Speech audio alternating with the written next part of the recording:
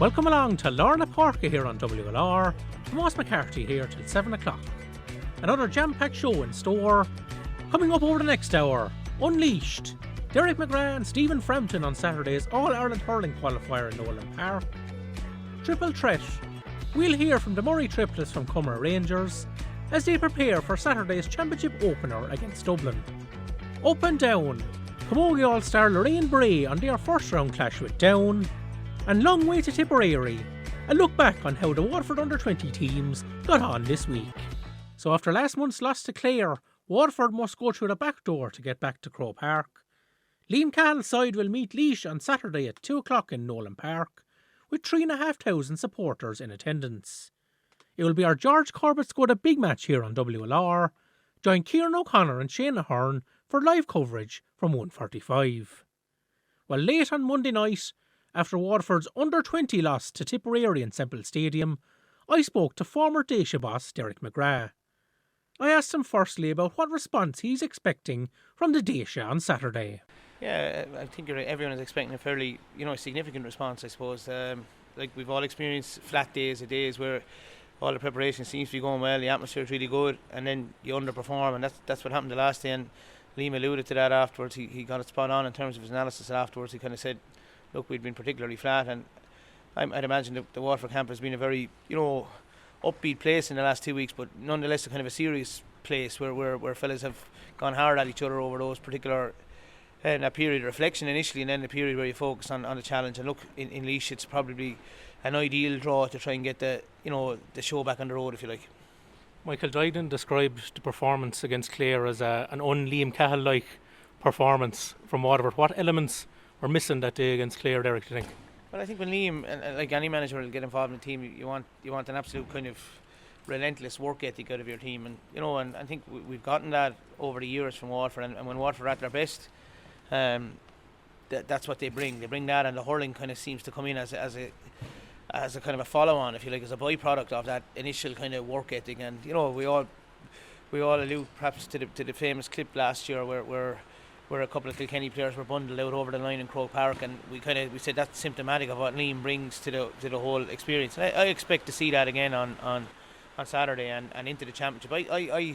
I certainly wouldn't be one for overreacting to what happened against Clare. I think it was a one-off performance. I would still point to the form of the league and the matches against Tipperary and Clare, or Tipperary and Limerick in particular, where Waterford were really up and at it, really kind of in the faces of Tipperary and Limerick, and I think some of our really, really good players will be wanting to rid it from the memory. So the selection will be interesting nonetheless.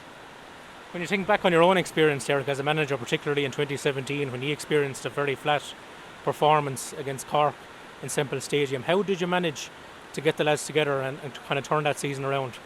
Well, I think first and foremost you have a full not debriefing, I don't even like that word, but you have a full review of what was lacking. And if you're lacking that kind of principled behaviours that you put into a team, which is based on kind of honesty, of work ethic and running hard until you drop, if that's not quite on point, you're going to struggle against any opposition. So I'd expect that to be back and more evident. So you kind of agree to making that your absolute basic prerequisite of performance, and then you need a bit of luck, and you need a bit of kind of things can unfold for yourself. Then we drew Offaly in the first round of that championship, and it was an ideal set-up game for the Kilkenny game, and I think it's a similar path.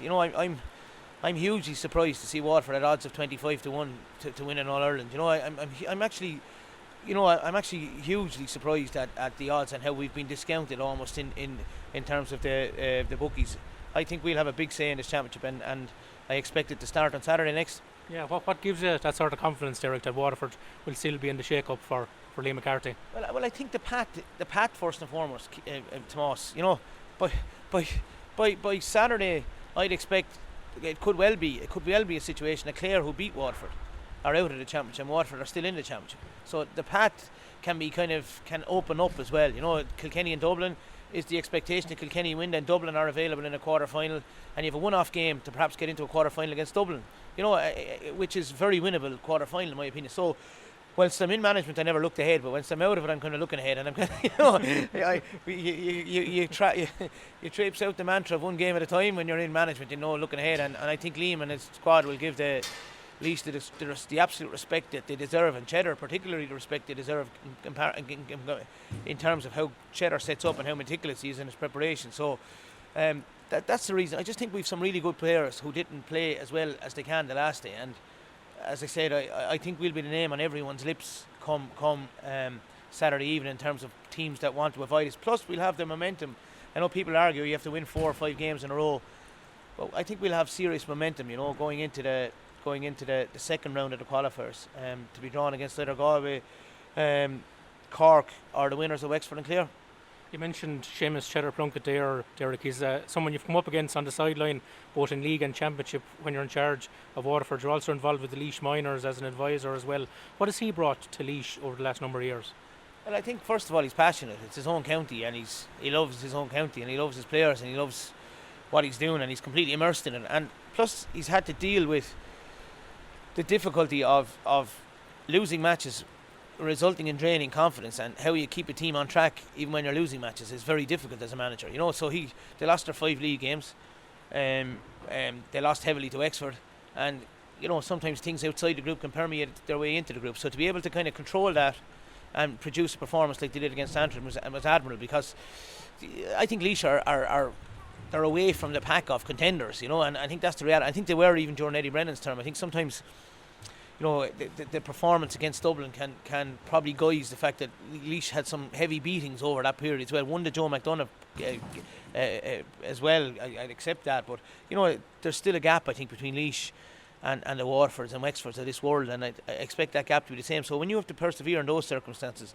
it's the mark of a man that has that courage to see you through when the result mightn't be if you're measured by results, you're going to be measured harshly by people. But if you're measured by togetherness and unity and small improvement areas, which Cheddar will ultimately want to see and be highly competitive over the next few years, that's the wish. So sometimes we need to stand in other people's shoes as opposed to standing in the shoes of our own county. What Laois players would be in contention for making the Waterford team, Derek, or any other top team in the country from what you've seen so far? Yeah, but look, I think Willie Dunphy and Jack Kelly are excellent players, and Paddy Purcell, obviously their marquee player, was moved to wing forward against Antrim, so normally in midfield coming from deep there, and obviously Chad Ware, albeit Chad can be, he can go 5-6 points from play, or he can frustrate you, but he's a very talented player. And look, they're without their probably most creative player in Mark Kavanagh, in terms of his impact on the game, and John Lennon, who played a brilliant sweeper role for him last year. They've been without them up to this, and you take, as we've argued, the spine of the team away in last day in terms of Conor Prunty, Tyke de Burke, Pádraig Mahony, Jamie Barron. You take that axis away. You saw it tonight even watching the 20s. You take Gavin Fives and Paddy Levy away from the axis. In club level, if you take Paddy Levy and Philip Mahony away and Ballygunner, the core and the spine of your team is very hard to replace at that level with players, albeit that are talented but just not used to doing what the roles that those guys perform week in, week out. Irla has done it manfully and brilliantly with Waterford, and I expect that to continue on Saturday.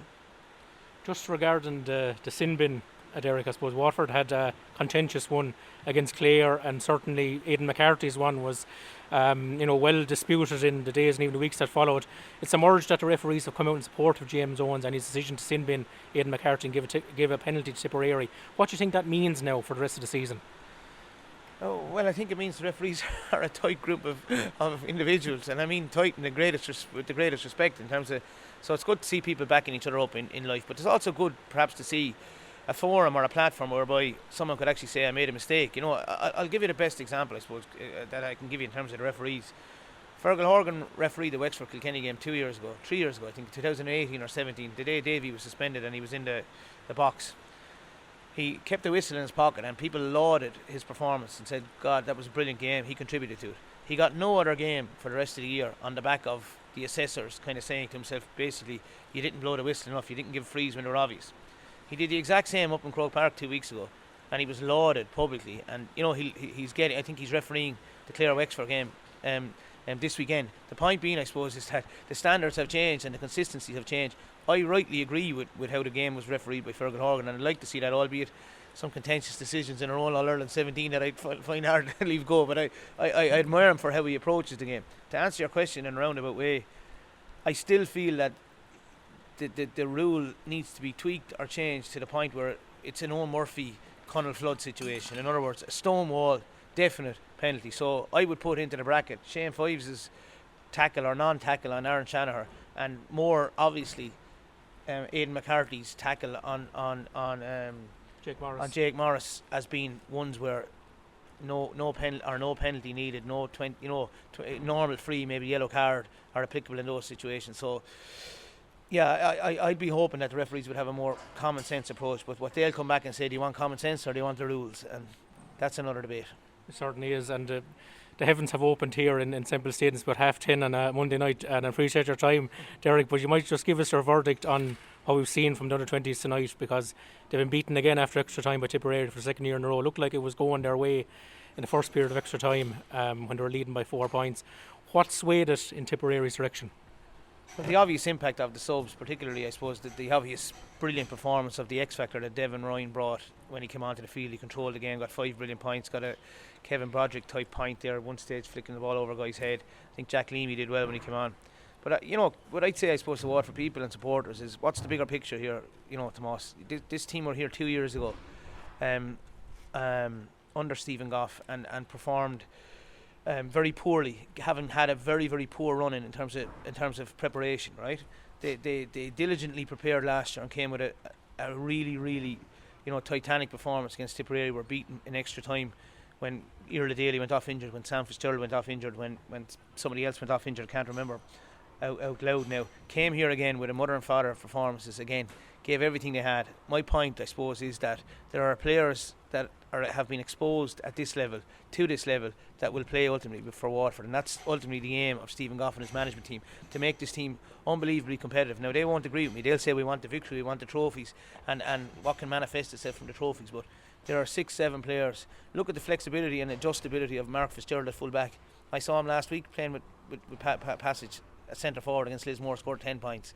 The flexibility of Paddy Levy, the ability of fellas to, Gavin Fives, Kevin Manny coming deep, Michael Kiley when he got going in the second half. There are players there that have bright futures for Waterford. So Shane Briggs, Pat Bennett, Sean Reid and Stephen Goff have done their job and continue to do a really good job in preparing the team in the manner it should be prepared. The team was obviously very well coached, and the difference was the impact of the Tipperary bench as much as anything else, and we can rightly leave here very proud of the lads' impact as a management and players tonight. Appreciate your time tonight, Derek. Enjoy the weekend of hurling ahead. Can't wait for it. Thanks a million, Tomas. We love Waterford. We are WLR. So to continue our build up to Saturday's big match, we'll hear now from Dacia selector Stephen Frampton. Stephen has strong views about how this year's championship has been refereed so far. But first of all, I asked him about what concerned him most about last month's Munster Championship defeat to Clare. Oh God, Tomas, I think the whole day, the whole pitch, it was one of those days where really you could say we just didn't turn up as a unit, as a team. So there weren't any particular areas of the pitch. I just think our heads weren't in the space, albeit we didn't lose badly in the end, but we felt that way afterwards. We just didn't bring our form that we had showed in previous matches, maybe against Tipperary and the way we had trained up to that game. We just didn't bring it on the day. And look, sometimes that happens. We're not making an excuse for it, but it did happen on the day, and we'd like to try and put that right now over the next few weeks. What do you expect from the players performance-wise, Stephen, when they hit the field this Saturday against Laois? Well, I think hopefully we'll be back to what we have been doing all along. We'll come out with plenty of vigour and aggression and pace around the pitch and that real hunger that we've seen in glimpses so far this year. So that's what we're expecting. That's what we're hoping, and that's the way they've trained. To be fair to the team, they're really hard working. They're a fabulous bunch when it comes to their application to training and their preparation and everything that goes with it. They're really a pleasure to deal with and work with, and that just didn't come out the last day, and we just want to see that. We just want to see that in abundance on Saturday, and just to make amends for the last day. What sort of response have you seen on the training field, Stephen, over the past couple of weeks? Well, it is what what you would have expected. Like, like as I say, the management team were very, very disappointed and frustrated with the last match. But look, there's no doubt about it. The players were as well. They know they didn't do themselves justice, and they've shown that they've come back to training and they've worked really hard. They've spoken about it themselves in their own group, and so they know what's expected of them, and they know what they need to do to fix that. Really, like they're all senior hurlers. They know, as I say, that they just didn't live up to the way they've trained and the way they've gone about their business this year so far. So, it doesn't take an awful lot for us to lift them for the game on Saturday. You lost Shane Fives the last day, Stephen, to a sin bin yellow card. As a former inter-county defender, what's your take on how the new rule has been interpreted so far this summer?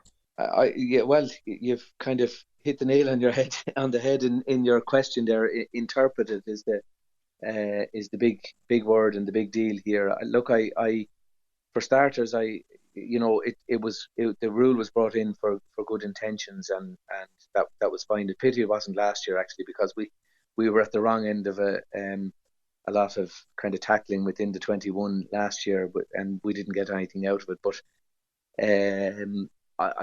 look, everybody talks about the Clare match the last day. That was a poor decision.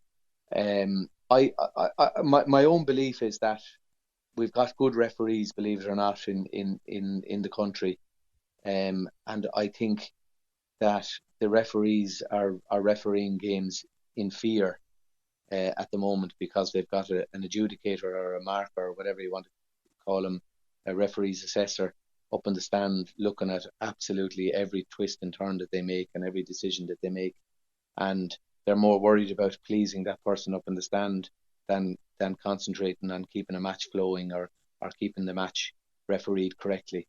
And I feel that as a result, referees are making bad decisions and making mistakes on the pitch. So I think that rule that came in for the right reasons, and the reasons why there's bad decisions is because the referees are just refereeing under a stressful situation. It's difficult enough to be a referee, but having an assessor question your every move and question your every decision is just crazy. And I think that is one of the reasons why referees are making poor decisions, and they're good referees, but that's my own personal opinion. And I think, if that was gotten rid of, you'd see much better games, and you'd see, you wouldn't see as many mistakes, I believe. Now you're hurling. Lorna Porca with Tomás McCarthy on WLR.